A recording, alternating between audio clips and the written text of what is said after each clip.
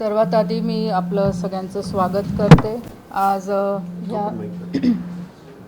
या प्रेससाठी माझ्यासोबत उपस्थित असलेले आपले राज्याचे आदरणीय मंत्री अतुल सावे साहेब, त्याचप्रमाणे आपले अध्यक्ष व सर्व भारतीय जनता पार्टीचे सर्व पदाधिकारी,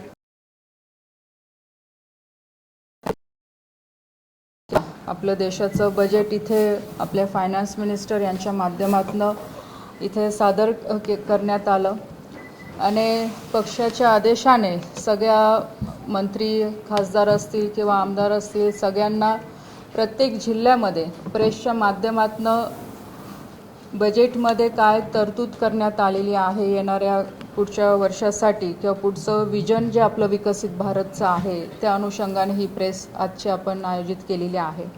आणि मला अतिशय आनंद होतोय सांगताना की ह्या बजेटमध्ये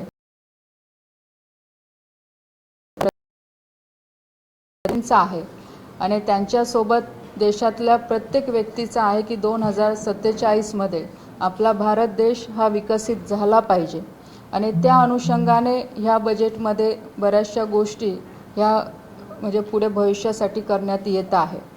आणि त्याचबरोबरने ज्या डिपार्टमेंटचे मी मंत्री आहे यूथ आणि स्पोर्ट्स, तर यूथला घेऊन हे बजेट पुढे आणण्यात आलेलं आहे की युवकांचे विचार या विकसित भारतच्या संकल्पला पूर्ण करण्यासाठी या बजेटमध्ये तरतूद करण्यात आलेली आहे। आणि सगळ्यात महत्त्वाचा विषय म्हणजे की आपल्या भारताची इकॉनॉमी ही ग्रोथ झाली पाहिजे आणि म्हणून आत्मनिर्भर भारत आपण कसं बनवू शकतो की बाहेरच्या देशांवर आपल्याला जास्त अवलंबून राहता यावं नाही किंवा आपल्याला पुढे राहायचं नाही आहे आणि आपण आपल्या भारतातनं एक्सपोर्ट कसं जास्तीत जास्त वाढवू शकतो प्रत्येक सेक्टरमध्ये, या अनुषंगाने सुद्धा ह्या बजेटमध्ये बऱ्याचशा गोष्टी करण्यात आलेल्या आहे। मी एक सेक्टरबद्दल इथे सांगेल की जसं ॲग्रिकल्चर सेक्टर आहे की कारण की शेवटी कृषी आपल्या देशातला हा महत्त्वाचा विषय आहे आणि आपण कृषीप्रधान देश आपल्याला म्हणतो आणि म्हणून ॲग्रिकल्चर सेक्टर आपल्या इकॉनॉमिक ग्रोथसाठी खूप महत्त्वाचं सेक्टर आहे आणि शेवटी शेतकरी हा आपला अन्नदाता आहे, म्हणून शेतकऱ्याला सुद्धा त्याच्या इकॉनॉमिक ग्रोथसाठी AI टेक्नॉलॉजीच्या माध्यमातून कसं अपग्रेड करता येईल त्यासाठी ह्या बजेटमध्ये नियोजन करण्यात आलेलं आहे। आणि त्याचबरोबर फार्मर प्रोड्युसिंग कंपनी आहे आणि सहकार क्षेत्राला सोबत घेऊन जे गावामध्ये छोटे छोटे क्लस्टरची निर्मिती करून त्या माध्यमातून शेतकऱ्यांचं जे उत्पादन आहे त्याला जास्तीचा भाव कसा मिळू शकतो, मार्केट व्हॅल्यू त्यांची कशी वाढू शकते आणि शेतकरी म्हणजे FPOच्या माध्यमातून, फार्मर प्रोड्युसिंग कंपनीच्या माध्यमातून त्यांना आपण मार्केटच्या माध्यमातून पूर्ण देशभरामध्ये कसं मार्केट उपलब्ध करून देऊ शकतो त्यासाठी सुद्धा ह्या बजेटमध्ये खूप मोठी तरतूद करण्यात आलेली आहे आणि त्याचा फायदा आपल्याला मागच्या काही वर्षांमध्ये FPOच्या माध्यमातून दिसतो सुद्धा आहे, पण अजून त्याला म्हणजे त्याचं मजबूतीकरणासाठी या बजेटमध्ये AIच्या मदतीने, टेक्नॉलॉजीच्या मदतीने शेतकऱ्यांना पुढे घेऊन जाण्यासाठी ही खूप मोठी तरतूद करण्यात आलेली आहे। कारण की आपण बघू शकतो की सहकार क्षेत्र हे खास करून आपल्या महाराष्ट्राचा जर आपण विचार केला ते खूप मोठं क्षेत्र आहे की जेणेकरून की शेतकऱ्यांना नेहमी शेतीसाठी मदत करायसाठी सहकार क्षेत्र हे नेहमी पुढे आलेलं आहे आणि त्यासाठी सहकार क्षेत्राला अजून कसं मजबूतीकरण करू शकतो। जसं उदाहरण जर द्यायचं म्हटलं की म्हणजे तसं मी जळगावचे म्हणून जळगाव म्हणून नाही सांगत मी, पण ऑल ओव्हर आता सहकार क्षेत्रामध्ये जसं आता आपलं जळगाव सेक्टर आहे की तिथे केळीचं उत्पादन जास्त होतं, सोलापूरकडे आता टिश्यू कल्चरमुळे व्हायला लागलेलं आहे। इकडे जर उत्तर महाराष्ट्र जर धुळे बघितलं, नंदुरबार बघितलं, मध्य प्रदेशचा काही भाग बघितला, गुजरातचा जर काही भाग बघितला, तर आता सहकार क्षेत्राच्या माध्यमातून टिश्यू कल्चरच्या मोठ्या लॅब आता जळगाव जिल्ह्यामध्ये सेट होणार आहे की ज्या माध्यमातून सोसायटीच्या माध्यमातून टिश्यू कल्चरचे रोपं तिथे उपलब्ध करून देण्यात येणार आहे की जे कमी दरामध्ये, मार्केट रेटच्या कमी दरामध्ये शेतकऱ्यांना ते उपलब्ध होणार आहे आणि त्याच्यातनं येणारे जे प्रॉफिट आहे ते परत शेतकऱ्यांना सोसायटीच्या माध्यमातून तिथे ते मिळणार आहे. हे उदाहरण मी याच्यासाठी दिलं की अशा पद्धतीने सहकार क्षेत्राच्या माध्यमातून शेतकऱ्यांना गाव पातळीवर इन्फ्रास्ट्रक्चर त्यांच्यासाठी कसं मजबूत करता येईल, जे शेतीला लागणाऱ्या ज्या काही वस्तू आहे, मग ते खत असेल, बियाणं असेल किंवा टिश्यू कल्चरच्या माध्यमातून प्लांट असेल, ह्या सगळ्या गोष्टी सहकार क्षेत्राच्या माध्यमातून आणि फार्मर प्रोड्युसिंग कंपनीच्या माध्यमातून त्या कशा उपलब्ध करून देता येतील यासाठी सरकार प्रयत्न करत आहे.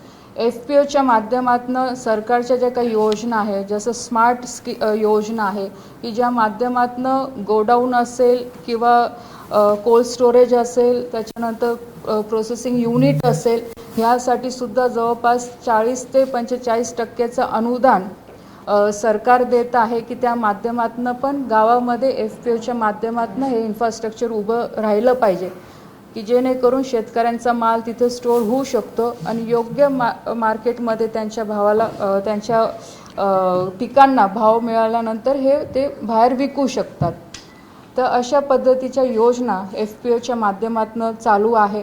त्याच्यानंतर एक स्मार्ट स्कीम आहे, त्या माध्यमातून पण मोठा प्रोजेक्ट आपण कसा उभा करू शकतो त्यासाठी सुद्धा ह्या बजेटमध्ये तरतूद करण्यात आलेली आहे. आणि मागच्या बजेटमध्ये म्हणजे 5 वर्ष आधी जे बजेट इथे आणण्यात आलं होतं त्यामध्ये जवळपास 10,000 FPO सरकारने अशा तयार केलेल्या होत्या. प्रत्येक जिल्ह्यामधनं कुठे 5 आहे, कुठे 10 आहे, तर देशभरातनं 10,000 FPO असे आहे की ज्यांना सरकार त्या FPOंना पुढचे 5 वर्ष चालवण्यासाठी अनुदान देत आहे की जेणेकरून FPOचं काम हे सुरळीत होऊ शकतो, शेतकऱ्यांचा अनुभव त्यामध्ये वाढू शकतो आणि त्या FPOच्या माध्यमातून अजून शेतकरीसुद्धा FPO वाढू शकतात आणि त्या माध्यमातून कृषी क्षेत्राला पुढे घेऊन जाण्याचं काम करू शकतं. हे झालं कृषी क्षेत्र. त्याचप्रमाणे आपण बघू शकतो की महिलांना सक्षम करण्यासाठी आदरणीय प्रधानमंत्रीजींच्या माध्यमातून योजना बचत गटांसाठी आणल्या गेल्या. लखपती दिदी योजना मागचे 5 वर्ष सरकारच्या माध्यमातून चालल्या, त्याच्यात राज्य सरकारच्याही माध्यमातून भरघोस मदत हे बचत गटांना झाली. बँकच्या माध्यमातून लोन उपलब्ध करून देण्यात आलं आणि आज आपण बघू शकतो की देशभरामध्ये असे अनेक बचत गट अनेक राज्यांमधनं जिल्ह्यामध्ये आहे की ज्या आज करोड म्हणजे 1 ते 2 करोडपर्यंत त्यांचं टर्नओव्हर आज पोचलेलं आहे. आणि सगळ्यात महत्त्वाचा विषय, ह्या देशाला पुढे घेऊन जाण्यासाठी, देशाला विकसित बनवण्यासाठी महिलांचाही आणि महिला बचत गटाचा खूप मोठा रोल महिलांच्या माध्यमातून इथे निभवला जातो आहे.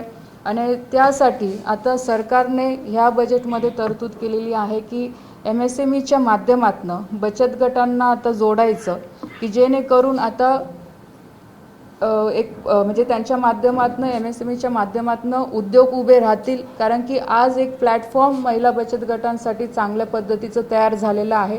आज महिलांना बँकच्या माध्यमातून लोनसुद्धा उपलब्ध होतं आहे.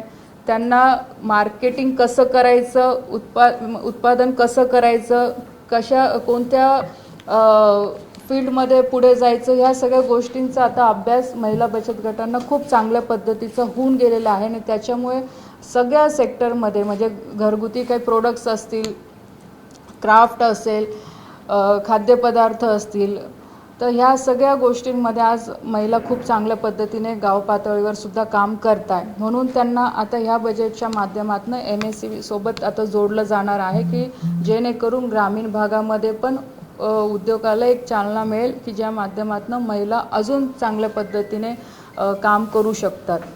तसंच आपण बघितलं की मेक इन इंडिया असेल, त्या माध्यमातून तर चांगला छोटे छोटे जे प्रकल्प आहे ते तर सुरू होतातच आहे. पण आता सरकारने ह्यावेळेस या बजेटमध्ये जवळपास 5,000 कोटीची तरतूद केलेली आहे की जे Tier 2, Tier 3 सिटी आहे तिथलं इन्फ्रास्ट्रक्चर डेव्हलप करणे आणि त्याचबरोबर तिथे आपण इंडस्ट्रीज झोन क्लस्टरच्या माध्यमातून कसा निर्माण करू शकतो की जेणेकरून Tier 2, Tier 3 सिटींना आपण एकत्र आणू शकतो. तिथलं इन्फ्रास्ट्रक्चर एक चांगल्या पद्धतीने ग्रो होऊ शकते आणि त्याचबरोबरने तिथे मेक इन इंडियाच्या माध्यमातनं स्वदेशीच्या माध्यमातनं हे छोटे छोटे प्रकल्पसुद्धा तिथे उभे राहू शकतात आणि त्या माध्यमातनं रोजगारांना एक म्हणजे लोकांना एक रोजगाराची एक चांगली संधी या माध्यमातनं निर्माण होऊ शकते. कारण की जवळपास सगळ्याच ठिकाणी आपण बघतो की मुंबई पुणे जे मोठ्या मोठ्या शहरांमध्ये आता लोकांचं जास्त जाण्याचं प्रमाण वाढलेलं आहे. तर ते कुठेतरी थांबलं पाहिजे आणि ह्या छोट्या शहरांना प्राधान्य देऊन त्या शहरांचाही मोठ्या शहरांसारखा विकास झाला पाहिजे ह्या दृष्टिकोनातनं सुद्धा ह्या बजेटमध्ये तरतूद करण्यात आलेली आहे. आपल्या देशाचा महत्त्वाचा एक जो विषय आहे तो रेल्वे. कारण की शेवटी रेल्वे कनेक्टिव्हिटी ही खूप मोठी कनेक्टिव्हिटी म्हणजे जगामध्ये मला असं वाटतं आपली भारताची जेवढी मोठी कनेक्टिव्हिटी आहे लोकसंख्येच्या अनुषंगाने, म्हणून रेल्वेमध्ये पण खूप मोठा बदल ह्या बजेटच्या माध्यमातून आपल्याला दिसणार आहे आणि त्याला म्हणजे आपल्या महाराष्ट्राला सुद्धा जे रेल्वे कॉरिडॉर जे बनवलं जात आहे ह्या बजेटच्या माध्यमातून, तर मुंबई पुणे हैदराबाद, तर त्याचीसुद्धा घोषणा ह्या बजेटमध्ये करण्यात आलेली आहे की जेणेकरून त्याचा परिणाम आपल्याला महाराष्ट्रभरातल्या इकॉनॉमीमध्ये पण ग्रोथ होताना आपल्याला दिसेल. कारण की शेवटी रेल्वे कॉरिडॉर हे आपल्यासाठी खूप महत्त्वाचं आहे. मागच्या काळामध्ये जे मला आठवतं माहीत आहे की आदरणीय रावसाहेब दानवे आपले राज्यातनं ते रेल्वे राज्यमंत्री होते आणि त्यावेळेससुद्धा त्यांनी मराठवाडा आणि खानदेशला जोडायचा प्रकल्प त्यांनी मंजूर केलेला होता आणि त्या प्रकल्पाचंही काम आता सुरू होताना आपल्याला दिसेल. कारण की त्याचंसुद्धा बजेट याच्यामध्ये सर्वे करायचं म्हणजे मागच्या याच्यातच मंजूर केलेलं होतं, पण त्या कामाला सुद्धा गती देण्याचं काम या बजेटच्या माध्यमातून आपल्याला होताना दिसणार आहे. तर पूर्ण राज्यभरातली किंवा देशभरातली रेल्वे कनेक्टिव्हिटी आणि त्याचबरोबर जे रेल्वे स्टेशन आहे अमृत भारत योजनेच्या माध्यमातून जेवढेही छोटे स्टेशन असतील किंवा मोठे स्टेशन असतील यांना अपग्रेड करायचं काम, त्यांना चांगलं फॅसिलिटेट करायचं काम या योजनेच्या माध्यमातून होताना दिसतंय. ते ऑलरेडी सुरू झालेली योजना आहे, पण त्यासाठी सुद्धा याच्यामध्ये म्हणजे निधी वाढवण्यात आलेला आहे की जेणेकरून अमृत भारत योजनेच्या माध्यमातून स्टेशन हे आधुनिक पद्धतीने तयार होतील की एक आपण म्हणतो की एअरपोर्ट बघितल्यानंतर एक लक्झरियस फील आपल्याला तिथे मिळतं किंवा वाटतं, त्याच पद्धतीने आपले रेल्वे स्टेशन पण तसेच तयार झाले पाहिजे.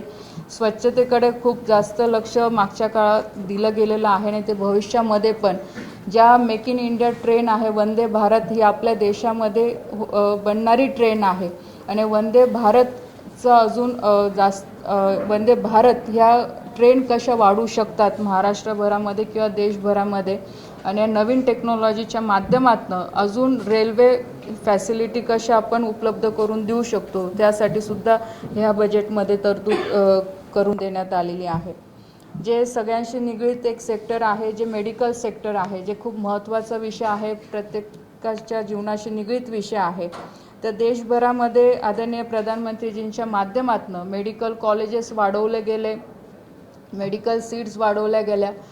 त्याच्या पलीकडे जाऊन आता सरकारचं एक महत्त्वाकांक्षी प्रकल्प आहे की आपण मेडिकल टुरिझम हब आता देशभरामध्ये सुरू केलं पाहिजे की जेणेकरून आपल्या देशाच्या अर्थव्यवस्थेला पण खूप मदत होऊ शकते. टुरिझम ह्या माध्यमातून वाढू शकतो, म्हणून मेडिकल टुरिझम हब करण्याचा निर्णयसुद्धा ह्या बजेटमध्ये झालेला आहे की जेणेकरून बाहेरचे जे फॉरेनर्स आहे NRI जे आहे त्यांना ह्या मेडिकल टुरिझमच्या माध्यमातून कमी दरामध्ये चांगल्या ट्रीटमेंट कशा मिळू शकतील आणि त्यांच्याबरोबर आपल्या देशातल्या लोकांनासुद्धा चांगलं ट्रीटमेंट, चांगल्या दर्जाच्या ट्रीटमेंट, सगळ्या फॅसिलिटी मेडिकलच्या माध्यमातून कशा मिळू शकतील त्यासाठी सुद्धा ह्या बजेटमध्ये तरतूद करण्यात आलेली आहे.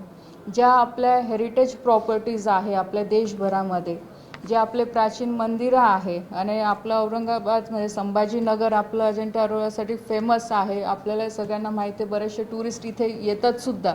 तर देशभरामध्ये जेवढेही आपल्या हेरिटेज प्रॉपर्टीज आहे यांचं मजबूतीकरण, यांना अजून नवीन AI टेक्नॉलॉजीच्या माध्यमातून कसं अपग्रेड करता येईल, त्यांचं संरक्षण कसं करता येईल आणि येणाऱ्या पुढच्या पिढींसाठी ज्या मागच्या काळामध्ये जे डिझाईन त्यावेळेस केलेलं आहे ते कसं जपून 3Dच्या माध्यमातून किंवा AIच्या माध्यमातून ते येणाऱ्या पुढच्या पिढींसाठी आपल्याला कसं जपून ठेवता येईल किंवा जे बाहेरून फॉरेनर जे येतात त्यांना ते दाखवता कसेल किंवा आपल्या लोकांसाठी पण ते कसं उपलब्ध ठेवता येईल ह्या अनुषंगाने सुद्धा ह्या बजेटमध्ये तरतूद करण्यात आलेली आहे की ज्या माध्यमातून सगळ्या जगातल्या लोकांना देशातल्या संस्कृतीबद्दल देशातली जी आपली परंपरा राहिलेली आहे जे आपले पूर्वजांनी आपल्यासाठी जे ठेवून गेलेले आहे जे आपण कोणतीही आता अजिंठा वेरूळचा जरी विषय केला की त्या काळामध्ये जे आर्किटेक्चर डिझाईन जे होतं ते इतर ठिकाणी दिसत नाही पण आपल्या देशामध्ये अशा प्रत्येक राज्यामध्ये काही ना काही युनिक गोष्टी आहे तर ते जपायचं काम आणि त्याचं ग्लोबली अजून आपण जास्त जास्त मार्केटिंग कसं करू शकतो यासाठी सुद्धा या बजेटमध्ये तरतूद करण्यात आलेली आहे की ज्या माध्यमातून टुरिझम आपल्या देशातलं जास्तीत जास्त वाढू शकतो आणि त्याचा फायदा इथे रोजगारच्या माध्यमातून सुद्धा इथल्या स्थानिक लोकांना त्याचा फायदा मिळू शकतो त्याच्यासाठी सुद्धा याच्यामध्ये तरतूद करण्यात आलेली आहे. एज्युकेशन सेक्टरमध्ये आपण बघितलं असेल की आता AI हे एक तर नवीन सेक्टर आहे पण त्याचबरोबरने की कंटेंटसाठी सुद्धा आता सरकार खूप मोठा सपोर्ट ह्या बजेटच्या माध्यमातून देणार आहे कारण की शेवटी सोशल मीडिया आज जगभरामध्ये एवढं वाढलेलं आहे आणि सगळ्यात जास्त युजर हे आपल्या देशामध्ये आहे.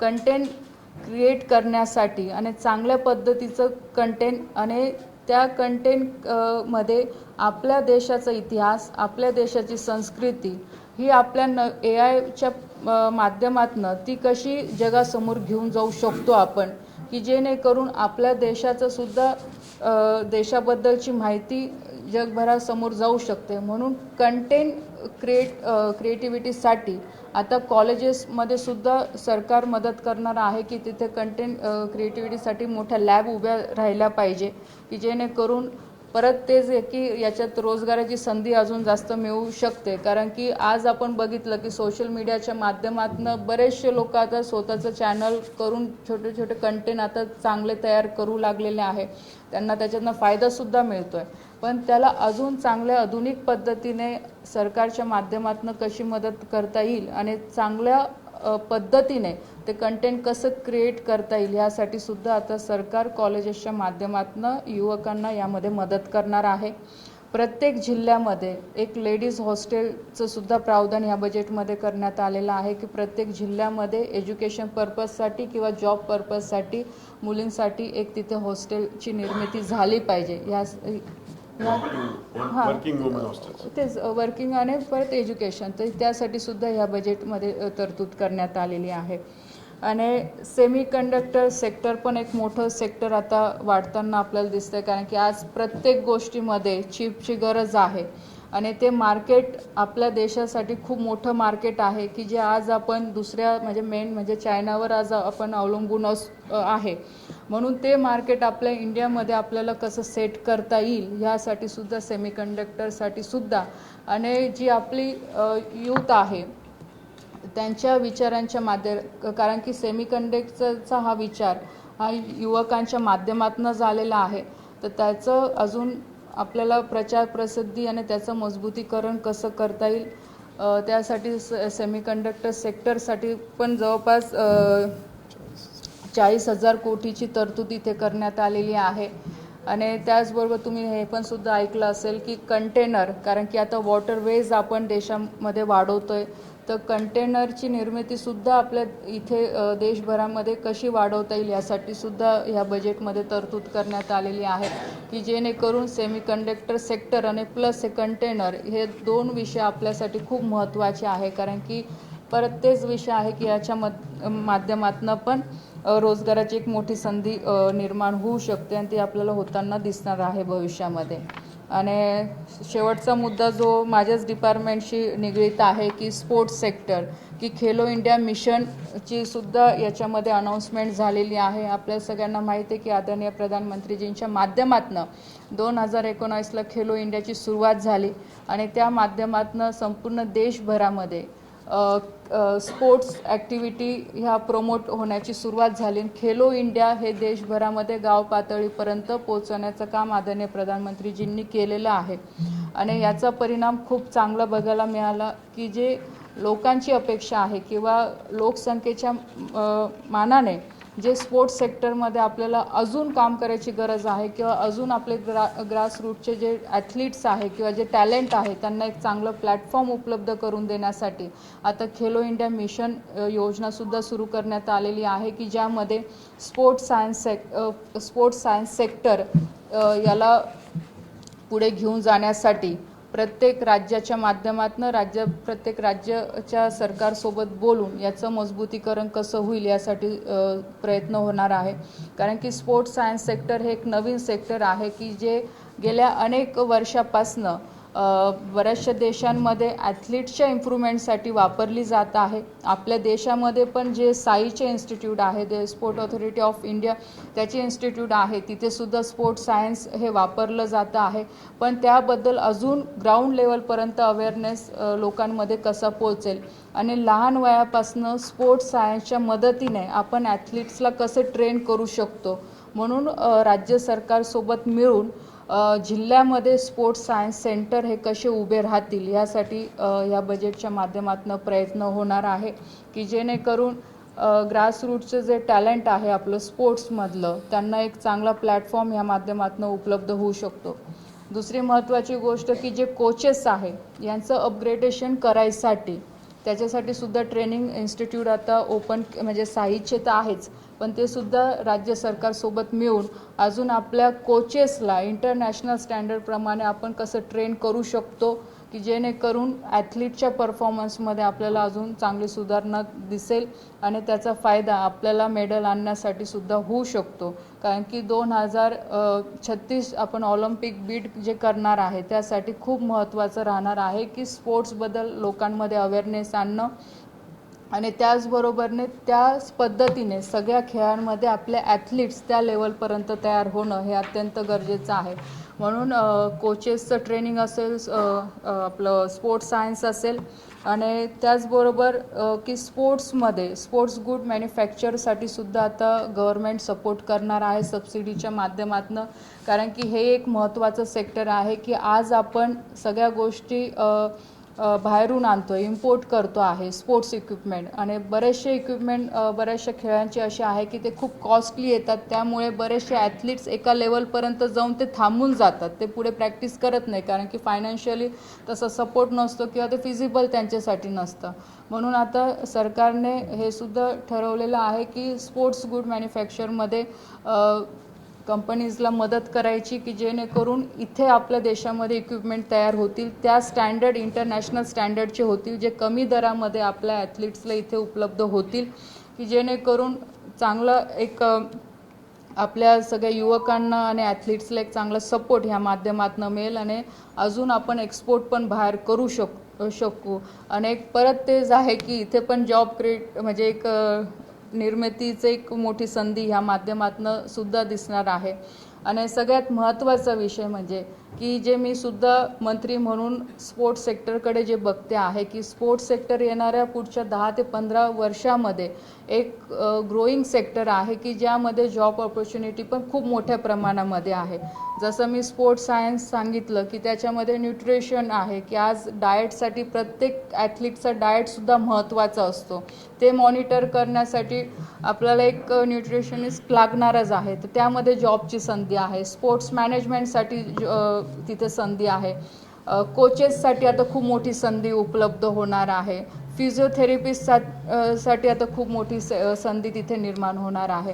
तर अशा ह्या सगळ्या स्पोर्ट्स सेक्टरमध्ये येणाऱ्या भविष्यामध्ये जॉब ऑपॉर्च्युनिटी ही खूप मोठ्या प्रमाणामध्ये राहणार आहे. करिअर ऑपॉर्च्युनिटी ॲथलीटसाठी पण खूप मोठ्या प्रमाणामध्ये राहणार आहे. कारण की सरकारचा संकल्प आहे की ऑलिम्पिकचा दृष्टिकोन ठेवून प्रत्येक जिल्ह्यामध्ये आपण स्पोर्ट्स स्कूलची सुद्धा कशी निर्मिती करू शकतो राज्य सरकारच्या माध्यमातून. यासाठी सुद्धा सरकार खेलो इंडिया नीतीच्या माध्यमातून मिशनच्या माध्यमातून प्रयत्न करते आहे, तर तोही खूप मोठा विषय आहे. आणि सगळ्यात महत्त्वाचं जे आदरणीय प्रधानमंत्री नेहमी त्यांच्या भाषणातनं सांगतात की देशामध्ये ओबेसिटीचं प्रमाण कसं होईल आणि फिट इंडिया आपण देशाला कसं बनवू शकू, यासाठी प्रत्येकाने प्रत्येकजण, प्रत्येक यूथ आणि प्रत्येक व्यक्ती हा आपल्या फिटनेसबद्दल कसा जागृत होऊ शकतो किंवा तो मेंटली फिजिकली कसा फिट होऊ शकतो, ह्यासाठी वेगळ्या वेगळ्या स्पोर्ट्सच्या ॲक्टिव्हिटीच्या माध्यमातून देशातल्या प्रत्येक व्यक्तीने जुळलं पाहिजे. म्हणून फिट इंडिया मिशनसुद्धा सुरू केलेलं आहे. जसं संडे ऑन सायकल आता देशभरामध्ये सुरू केलेलं आहे की निदान कमी वेळामध्ये तुम्ही स्वतःच्या फिटनेसकडे कसं लक्ष देऊ शकतात. कारण की याच्या मागचा संकल्पसुद्धा हा आहे की जेव्हा आपण विकसित भारतबद्दल बोलतो किंवा 2047ला आपल्याला देश विकसित करायचा आहे, पण तो देश विकसित करण्यासाठी आजचा आपला यूथ तेवढा सक्षम पाहिजे, तो तेवढा मेंटली फिजिकली फिटसुद्धा असणं तेवढंच अत्यंत गरजेचं आहे. तरच तो त्याच्या कामामध्ये इफिशियन्सी आणू शकतो. नाही तर कामामध्ये कमीपणा आला तर नक्कीच आपण आपलं टार्गेट अचीव करू शकत नाही. म्हणून यूथने मेंटली फिजिकली फिट असणं पण तेवढंच गरजेचं आहे. तर अशा पद्धतीने हे बजेट ह्या वर्षाचं आहे आणि नक्कीच या बजेटच्या माध्यमातून आत्मनिर्भर भारत हा कसा बनेल आणि ज्या प्रत्येक सेक्टरमध्ये आपण यूथला सोबत घेऊन कसं पुढे वाटचाल ह्या देशाच्या विकासासाठी करू शकतो, या अनुषंगाने हे बजेट मांडलं गेलेलं आहे.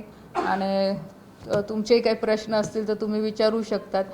आणि आज तुम्ही आले ह्या प्रेससाठी तर आपले सगळ्यांचे मी आभार मानते. अजून 1-2 विषय राहून गेले की एक बायोफार्माचं सुद्धा एक मोठं सेक्टर आपण आता उभं करणार आहे. ते क्लस्टरचं सुद्धा याच्यामध्ये आहे. आणि मेडिकल टुरिझम हबसोबत आयुष जी आपली जी एक आयुर्वेदाला पण आपण कसं प्रमोट करू शकू त्यासाठी सुद्धा याच्यात तरतूद करण्यात आलेली आहे.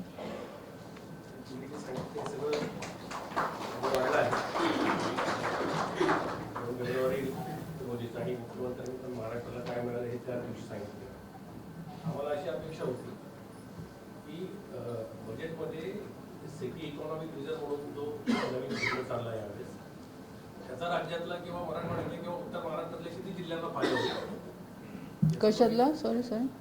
सिटी इकॉनॉमिक रिझर्व म्हणून बजेटमध्ये एक नवीन त्यांनी घोषणा केली, तर त्याचा ज्या भागाचा नेतृत्व तिकडचं किंवा मराठवाड्याचं याच्यामध्ये अशा किती शहरांना त्याचा फायदा होईल याच्यावर तुम्ही बोललं पाहिजे होतं. म्हणजे आम्हाला अपेक्षित माहिती आहे. आणि दुसरं असं इन्फ्रास्ट्रक्चर रिस्क गॅरंटी फंड्स म्हणून त्यांनी प्रोव्हिजन केलं आहे, तर त्याचा राज्याला कसा फायदा होईल? कारण की सीएमच्या याच्यामध्ये पण ते आलेलं नाही. तर नेमकं तुम्ही केंद्रातल्या मंत्री म्हणून याच्यामध्ये कसं आहे, हे बजेट आता जे हे मी की पॉईंट सांगितले शेवटी हे मी पण तुमच्यासमोर की पॉईंटच मांडले गेले. जे तुम्ही सिटीबद्दल सांगितलं, नक्की संभाजीनगर आपलं ऑलरेडी स्मार्ट सिटीमध्ये आपलं घेतलं गेलेलंच आहे.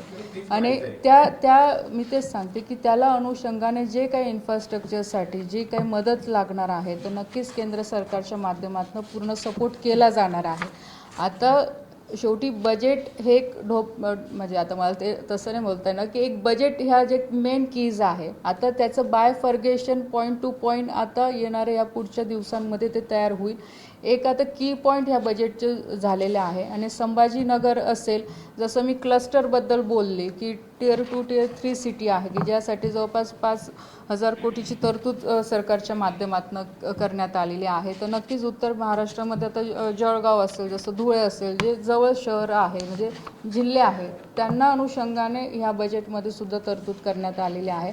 आणि संभाजीनगर तर ऑलरेडी आदरणीय देवेंद्रजींच्या माध्यमातून, राज्य सरकारच्या माध्यमातून संभाजीनगर हे इंडस्ट्रीज वाईज पण चांगलं ग्रोथ झालं पाहिजे यासाठी सुद्धा सरकारने प्रयत्न केलेलेच आहे. आणि आदरणीय देवेंद्रजींच्या माध्यमातून पण तसे मोठे इथे MOU सुद्धा साईन झालेले आहे. आणि नक्की स्मार्ट सिटीच्या अंतर्गत आहे जे जे काही इन्फ्रास्ट्रक्चरसाठी इथे मदत लागेल ते नक्कीच सरकारच्या माध्यमातून होईलच.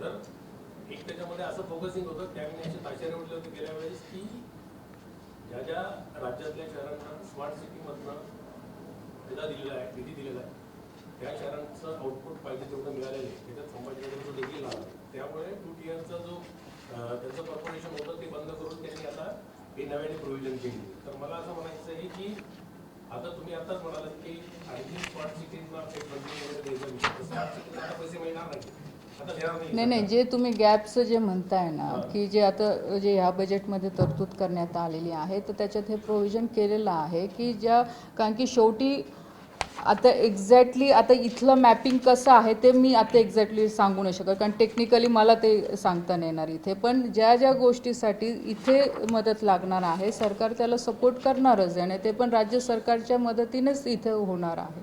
म्हणजे संभाजीनगर नाही, जे जे मोठे शहर आहे, कारण की त्या अनुषंगानेच पुढची वाटचाल शहराची असेल किंवा राज्याची असेल किंवा छोटे जे शहरांबद्दल बोलली ती डेव्हलपमेंट त्या पद्धतीने होणारच आहे.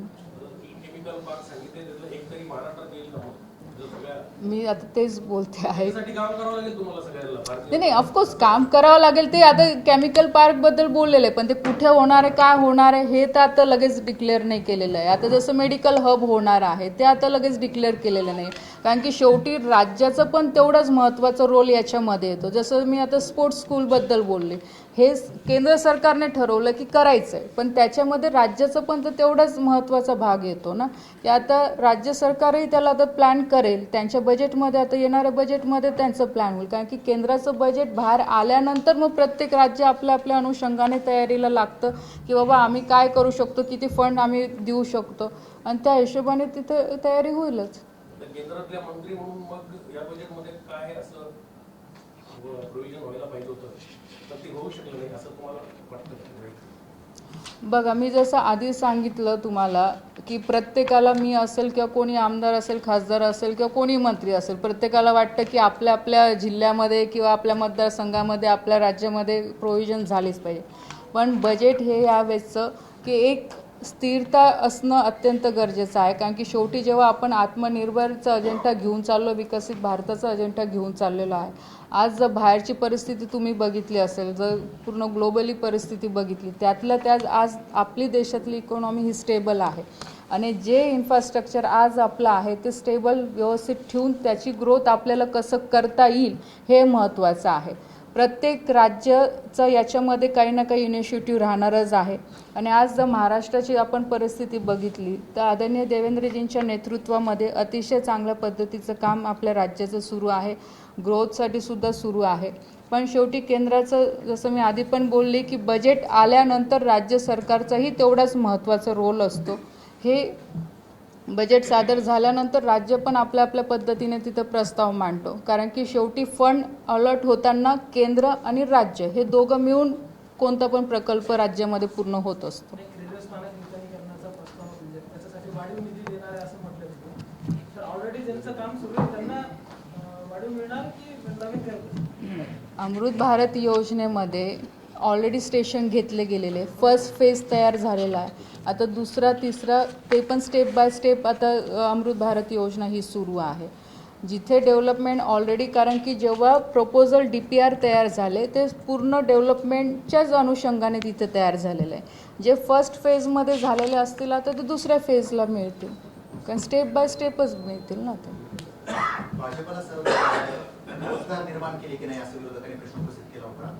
जे क्रिएटर्स आपण तयार करतोय, क्रिएटर्सना बनतील, मात्र तो जो क्रिएटरचा बेस असेल त्यांना रोजगारासाठी, व्यवसायासाठी तो परिपूर्ण आहे का? फक्त मुलं व्यस्त ठेवायचे या व्हिडिओ बनवण्याच्या माध्यमातून? व्हिडिओ बनवणं बघा तसं नाही. आज तुम्ही बघू शकता की सोशल मीडियाच्या माध्यमातून आता सिरीज असतील किंवा नेटफ्लिक्सचं मार्केट, आज असे अनेक मार्केट प्लॅटफॉर्म आहे की त्या माध्यमातून आज जे कंटेंट बनतं आहे हे सगळं बाहेर बनतं आहे. पण तेवढी कॅपॅसिटी आपल्या देशाच्या यूथमध्ये पण आहे, आपल्या देशामध्ये पण आहे. जर कंटेंट क्रिएटिव्हिटीमध्ये किंवा आज आपण गेमिंग सेक्टरमध्ये गेलो, आज PS4 आहे, PS5 असे अनेक गेम्स आहे डिजिटली की जे आज आपले मुलं खेळतात, पण हे सगळे बाहेर बनवले जातात, बाहेरून ते इथे येतात आणि त्याचं मार्केटिंग होतं. पण हेच सगळं जर आपल्या इंडियामध्ये बनवलं गेलं आणि आपल्या युवकांच्या माध्यमातून बनवलं गेलं आणि त्याला आपली जी हिस्ट्री आहे ती जोडली. जसं एक्झाम्पल द्यायचं म्हटलं की छत्रपती शिवाजी महाराजांची स्टोरी असेल ती गेमच्या माध्यमातून आपण जोडली. जसं महाभारत असेल, रामायण असेल, हे गेमच्या माध्यमातून आपण जर जोडलं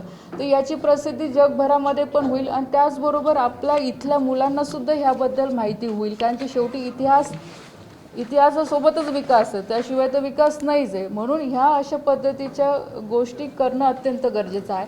आज आपण बघू शकतो की ई स्पोर्ट्स सेक्टर आज मोठ्या प्रमाणात वाढत चाललेलं आहे. आज जवळपास म्हणजे बाहेरच्या देशांमध्ये आपण बघितलं तर तो ऑलिम्पिकपर्यंत पोचेल आणि एवढं त्याच्यामध्ये पण फायनान्शियली खूप मोठा त्याच्यामध्ये एक डेव्हलपमेंट आहे. पण आज जर ई स्पोर्ट्स म्हटलं तर नक्कीच आज आपल्याला त्याची भीती वाटते की ई स्पोर्ट्स आपण नाही खेळू म्हणजे आपल्या मुलांना आपण नाही खेळू देऊ शकत, कारण की तो शेवटी मोबाईलशी कनेक्ट होतो. पण आज आपण थांबू, पण त्याचे रूल रेग्युलेशन व्यवस्थित फॉलो करून ते सुद्धा त्याचं कंटेंटसुद्धा आपण आपल्या देशामध्ये कसं तयार करू शकतो किंवा आपण आपल्या देशामधलं कंटेंट तयार केलेलं बाहेरच्या देशांमध्ये आपण ते कसं देऊ शकतो, यासाठी तर त्याचा फायदा आपल्या युवकांना रोजगार निर्मितीसाठी होणारच आहे. विरोधकांचं असं म्हणणं आहे की तुम्ही अशा काही गोष्टी आणताय ज्याचा बेस परिपक्व नाही किंवा भक्कम नाहीये, ज्यामध्ये भविष्यामध्ये त्याचा लॉंग लाईफ फायदा होईल असेल. नाही, मी याच्यावर उलटं सांगेल की विरोधकांनी आतापर्यंत जे बजेट मांडलं गेलं, जसं इथे आता दादांनी सांगितलं की महाराष्ट्रासाठी भक्कम काही नाही. कारण आधी तुम्ही बघितलं असेल की काँग्रेसच्या काळात की चला आम्ही इथे रेल्वे मंजूर करून दिली, आम्ही इथे हे उभं करून देऊ, तशा पद्धतीने एनडीएच्या सरकारने किंवा आदरणीय मोदी साहेबांनी तसं नाही केलेलं आहे. बजेट हे असं झालेलं आहे की जे आत्ता आपल्याकडे एक्झिस्टिंग इन्फ्रास्ट्रक्चर आहे त्याचं मजबूतीकरण कसं करता येईल आणि हळूहळू स्टेप बाय स्टेप आपण नवीन गोष्टी ज्या जगासोबत आपण कॉम्पीट करू शकतो अशा गोष्टी आपल्याला कशा करता येईल. कारण की शेवटी आज इंटरनॅशनली आपण जसं बोलतो किंवा देशाच्या प्रगतीबद्दल बोलतो तर त्या तुलनेने आपल्याला कॉम्पिटिशनसुद्धा देता आली पाहिजे. या अनुषंगाने हे सगळं बजेट केलेलं आहे, ना की कोणत्या राज्याला खुश करण्यासाठी किंवा एखाद्या स्पेसिफिकली आमदाराला, खासदाराला, मंत्र्याला खुश करण्यासाठी हे बजेट तशा पद्धतीचं नाही आहे. देशाच्या सगळ्या लोकांना सगळ्या सेक्टरमध्ये सोबत पुढे कसं घेऊन जाता येईल आणि विकसित भारतचा संकल्प आपण कसं पूर्ण करू शकतो या अनुषंगाने हे बजेट आहे.